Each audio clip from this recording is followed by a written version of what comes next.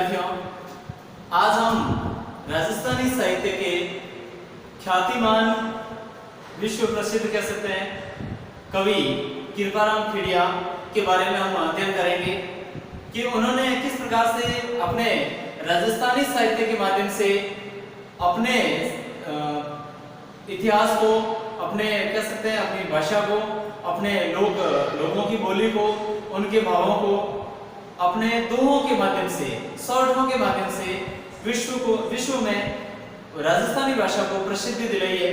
तो उसमें देखें तो राजाराम कृपाराम खेड़िया, कृपाराम जो कि पाली जिले में उनका जन्म होता है। खेड़िया चारण या भाटों की एक जाति होती है, शाखा होती है, उसमें इनका जन्म होता है। और देखा जाए तो खेड़िया चारण यानी भाटों की शाखा में इनका जन्म हुआ।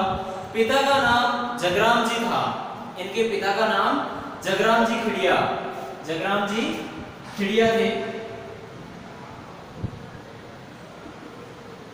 कृपाराम खेड़िया बड़े प्रतिभाशाली और विद्वान कवि थे।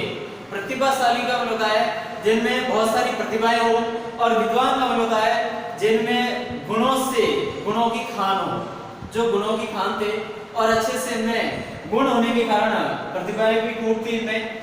ये शिकर नरेश जो कि देवी सिंह और उनके पुत्र लक्ष्मण सिंह, शिकर के जो राजा थे, शिकर जो कि एक राज्य था अपने जागीरों के समय, शिकर राज्य के राजा जो उस समय थे तत्कालीन देवी सिंह और उनके पुत्र लक्ष्मण सिंह, वो दोनों कृपाराम से बड़े प्रभावित हुए।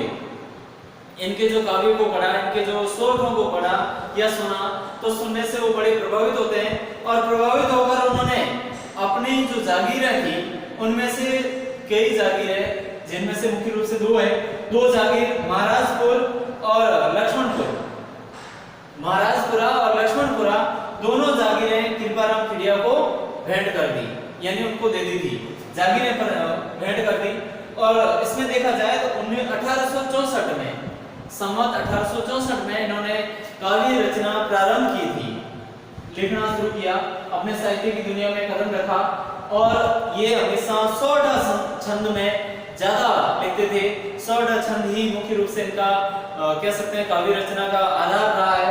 और वयन सगाई अलंकार का प्रयोग किया है इन्होंने। वयन सगाई अलंकार, जो कि अलंकार होते हैं अनुप्रास, रूपक, प्रेक्षा, उपमा, इसी प्रकार से वयन सगाई भी एक अलंकार है, वो इनके साहित्य में खूब देखने को मिलेगा। डिंगल भाषा में इन्होंने अपने साहित्य की रचना की है। डिंगल यानी ब्रज मिश्रित मारवाड़ी का प्रयोग इन्होंने अपने साहित्य में किया है। इसके साथ साथ में देखें तो राजियारा सोरठा, इनके मुख्य रूप से 3 रचनाएं थी। पहला है राजियारा सोरठा, जिसमें लगभग 140 सोरठे संकलित है। दूसरा इनका था, वो एक नाटक था, चालक नैसी एक नाटक है। और एक अलंकार ग्रंथ था इनका, जो कि माना जाता है कि इन्होंने मुख्य रूप से 3 ग्रंथों की रचना की है। वो 3 ग्रंथ हैं इनके, लेकिन इनमें से आज यदि देखा जाए तो राजियारा सोरठा ही उपलब्ध है, न तो ये अलंकार ग्रंथ उपलब्ध है और न ही चालक नैसी नाटक उपलब्ध है। तो ये सारे समय की कह सकते हैं कि समय के साथ साथ में विलुप्त प्राय हो गए हैं या नष्ट हो गए हैं। और इन्होंने जो सोरठे लिखे हैं वो अपने सेवक राजाराम को संबोधित करते हुए लिखे हैं। राजाराम उनका एक सेवक था जो कि निसंतान था, उसकी कोई संतान नहीं थी। एक दिन वह, ऐसा माना जाता है कि गुमसुम हुआ, उदास हुआ बैठा था। उसको उदास बैठा देखकर कृपाराम जी ने उनसे पूछा, भाई इतना उदास क्यों है? तो उसने कहा, मेरे कोई संतान नहीं है, मैं निसंतान हूँ, मैं जब तक जीवित हूँ तब तक तो मेरा नाम लेने वाला है, उसके बाद में मेरा कोई नाम भी इस संसार से मिट जाएगा, नाम भी लेने वाला कोई नहीं है। तो ये सुनकर कृपाराम जी ने कहा, तेरा नाम तो मैं अमर कर दूंगा, तू इसकी चिंता छोड़।